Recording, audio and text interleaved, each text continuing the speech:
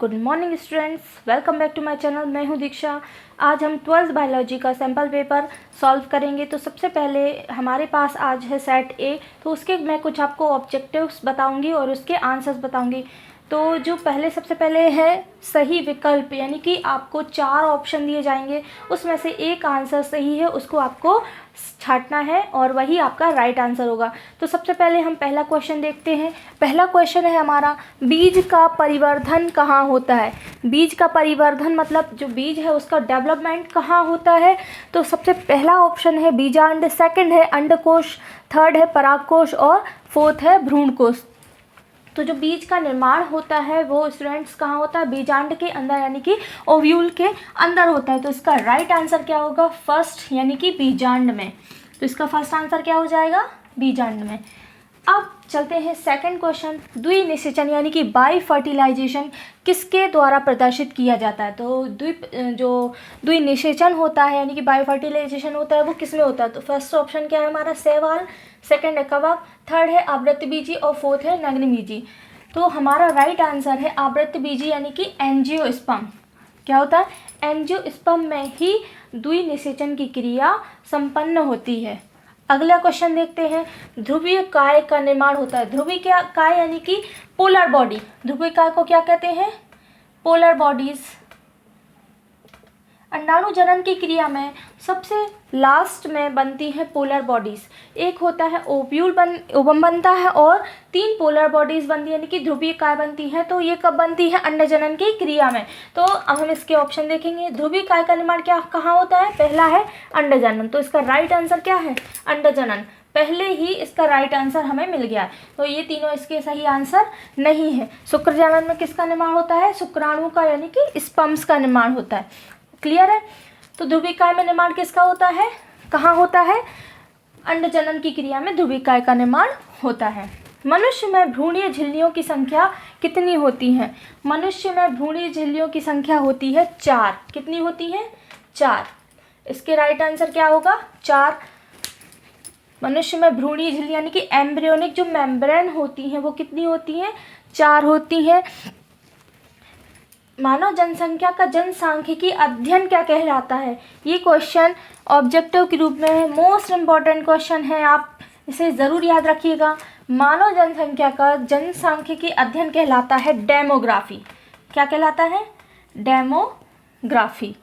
Next question, छठवां question हम देखेंगे, ट्यूबेक्टोमी का उद्देश्य क्या होता है। स्टूडेंट्स ध्यान रखेंगे, जो ट्यूबेक्टोमी होती है वो होती है स्त्रियों में। किस में होती है, स्त्रियों में। और एक और क्रिया होती है वैसेक्टोमी, जो होती है पुरुषों में। तो ट्यूबेक्टोमी का कार्य क्या है, पहला ऑप्शन है भ्रूणीय विकास को बाधित करना, सेकंड है सहवास को बाधित करना, थर्ड है अंडजनन को रोकना और फोर्थ है निषेचन को रोकना। तो इसका राइट आंसर क्या है, निषेचन को रोकना। यानी कि ये जो ट्यूबेक्टोमी की क्रिया है एक सर्जरी की क्रिया है और ये फर्टिलाइजेशन की क्रिया को रोक देती है। अगला क्वेश्चन हम देखेंगे, सही विकल्प का लास्ट क्वेश्चन है क्वेश्चन नंबर 7। जन्म दर तथा मृत्यु दर का अनुपात क्या कहलाता है। पहला ऑप्शन है जैविक इंडेक्स, दूसरा है जनसंख्या घनत्व, तीसरा है टोटल काउंट और चौथा है उपरोक्त में से कोई नहीं। तो इसका राइट आंसर है बच्चों जैविक इंडेक्स। जन्म दर और मृत्यु दर का अनुपात क्या कहलाता है, जैविक इंडेक्स। इसमें जन्म लेने वाले व्यक्तियों की और मरने वाले व्यक्तियों की क्या होती है, संख्या की काउंटिंग होती है। तो ये कहलाता है जैविक इंडेक्स। तो ये आपके 7 क्या हो गए सही विकल्प, जो कि एक एक नंबर से आते हैं। अब हम देखते हैं रिक्त स्थान। रिक्त स्थान में पहला है, वैज्ञानिक मेंडल ने वंशागति के कुल कितने नियम प्रतिपादित किए थे। तो इसका राइट आंसर है 3। कौन कौन से नियम, प्रभाविता का नियम, पृथक्करण का नियम और स्वतंत्र अपव्यूहन का नियम। ये 3 नियम वैज्ञानिक मेंडल ने प्रस्तावित किए थे। सेकंड रिक्त स्थान है, टर्नर सिंड्रोम से ग्रसित व्यक्तियों में गुणसूत्र की संख्या कितनी होती है। जैसे साधारण मनुष्य होता है तो उसमें 23 जोड़े या 46 गुणसूत्र होते हैं, लेकिन जो टर्नर सिंड्रोम वाले हैं उनमें 45 गुणसूत्र होते हैं। तीसरा है, डीएनए के एक चक्र में कितने न्यूक्लियोटाइड्स पाए जाते हैं। जब हमने डीएनए की संरचना पढ़ी थी तो मैंने ये बताया था, जो डीएनए का हर घुमाव होता है वहाँ पे 10 न्यूक्लियोटाइड्स पाए जाते हैं। तो इसका आंसर क्या होगा, 10। यूएए, यूएजी एवं यूजीए ये क्या है, ये समापन कोडान है। अगला है, इस पृथ्वी पर प्रत्येक 10 जंतुओं में से कीटों की संख्या कितनी होती है? इसमें होती है 7। ये एनसीईआरटी बुक में ऐसे ही एक लाइन लिखी हुई है, अगर आपने पढ़ी होगी तो आपने देखा होगा।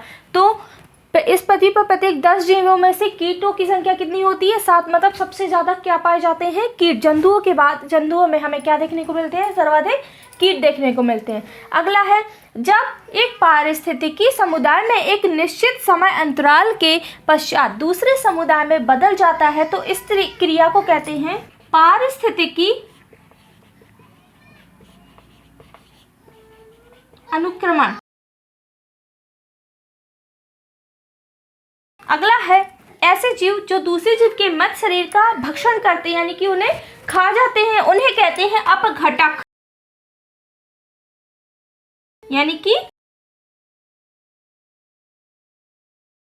डीकम्पोजर। रिक्त स्थान के बाद आती हैं सही जोड़ियां मिलाइए।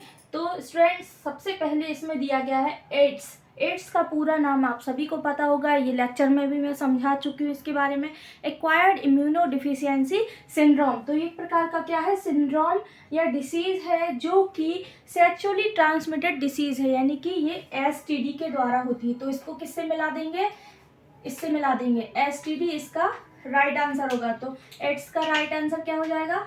एसटीडी। तो ये सबसे फर्स्ट का आंसर है। ओके, सेकंड है प्रतिजैविक यानी एंटीबायोटिक। तो इसकी खोज सर्वप्रथम की थी वैज्ञानिक अलेक्जेंडर फ्लेमिंग में। तो ये किससे मिल जाएगा?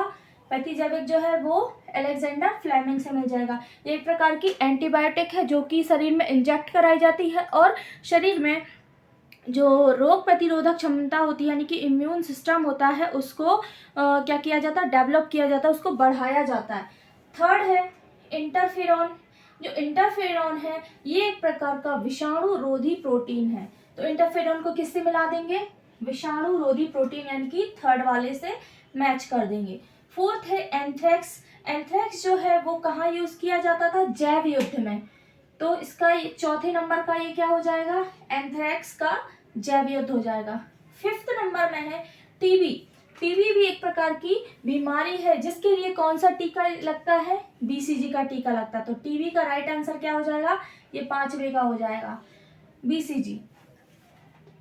6 नंबर में है बायोगैस। तो बायोगैस आप सभी को पता है कि बायोगैस क्या है? मीथेन है। तो इसका राइट आंसर यही सही है, मीथेन। तो ये 6वें का हो जाएगा और इसका भी राइट आंसर यही है। तो ये 7वें का हो जाएगा। 7वें नंबर में क्या दिया गया है? दाल कुल के पौधों की जड़ों में। दाल कुल के पौधों की जड़ों में मैं आपको बता दूं, ये जो जड़ें होती हैं लेग्यूमिनस प्लांट्स की, उसमें गठाने पाई जाती हैं, नोड्यूल्स पाए जाते हैं, जिसमें जो राइजोबियम नामक बैक्टीरिया रहता है वो रहता है, आवास के रूप में उसमें रहता है, जिसके बदले जो पेड़ है उसको क्या करता है? आवास प्रदान करता है। और राइजोबियम पौधे को क्या देती है? नाइट्रोजन स्थिरीकरण करके नाइट्रोजन की कमी को पूरा करती है। जो जितने भी दाल कुल के पौधे हैं उसमें एक बैक्टीरिया पाया जाता है जिसे क्या कहते हैं? राइजोबियम। तो इसका सही मिलान क्या हो जाएगा? राइजोबियम, क्योंकि दाल कुल के पौधों की जड़ों में कौन सा बैक्टीरिया होता है? राइजोबियम। तो ये रही आपकी सही जोड़ियां। आपके पास सैंपल पेपर सभी के पास होगा तो आप उसमें ये टिक कर लीजिएगा, सभी के राइट आंसर्स हैं। हाँ, और इसके पहले जो रिक्त स्थान में आपको बताया गया था, ऐसे जीव जो मृत शरीर के जीवों को खाते हैं वो अपघटक कहलाते हैं। कहीं पर आपको मृतोपजीवी भी मिलेगा तो उसमें आप मिलान कर लीजिएगा। इसके बाद आता है एक वाक्य में उत्तर दीजिए। तो एक वाक्य में उत्तर दीजिए में सर्वप्रथम आता है लैक्टिक एसिड के निर्माण में किस सूक्ष्मजीव या बैक्टीरिया का निर्माण किया जाता है? तो इसका राइट आंसर आ जाएगा बैसिलस एसिडी लैक्टाई बैक्टीरिया। सेकंड है देश के जैव संसाधनों की चोरी, डकैती व कानूनी दोहन को क्या कहते हैं? इसे कहते हैं बायोपायरेसी। क्या कहते हैं? बायोपायरेसी। नेक्स्ट है कवक व उच्च श्रेणी के पादपों की जड़ों के बीच के संबंध को कहते हैं माइकोराइजा। क्या कहते हैं? माइकोराइजा। चौथा है पारितंत्र के प्रत्येक पोषक स्तर पर कितने प्रतिशत ऊर्जा का प्रवाह होता है? मतलब कि उत्पादक से प्रथम उपभोक्ता, फिर सेकंड उपभोक्ता, फिर तृतीयक उपभोक्ता। तो इसमें जितनी ऊर्जा का प्रवाह होता है लगभग 10% ऊर्जा का प्रवाह होता है। पांचवा है पीसीआर का पूरा नाम। पीसीआर का पूरा नाम है पॉलीमर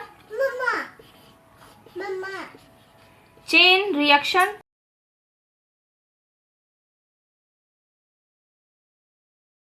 या जिसे कहते हैं श्रृंखला अभिक्रिया। हिंदी में क्या कहेंगे? पॉलीमर श्रृंखला अभिक्रिया। तो स्टूडेंट्स, ये रहे 12th biology sample paper set ए के सारे ऑब्जेक्टिव क्वेश्चंस के आंसर, जो कि टोटल 28 नंबर से हैं। सबसे पहले इसमें हमने आपको बताया सही विकल्प, उसके बाद आपको बताया रिक्त स्थान, सही जोड़ियां। तो स्टूडेंट्स, आज का लेक्चर यहीं समाप्त होता है। उम्मीद है आपको पसंद आया होगा। चैनल को प्लीज़ सब्सक्राइब कीजिए और अपने सभी दोस्तों में ये वीडियो ज़रूर शेयर कीजिएगा। Thank you.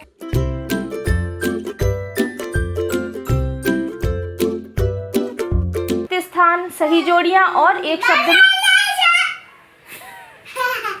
जाओ यार, जाओ वहां बैठो।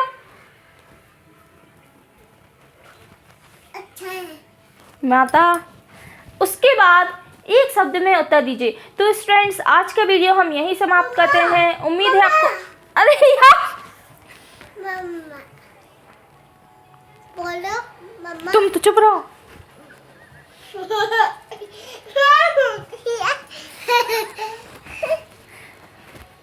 तो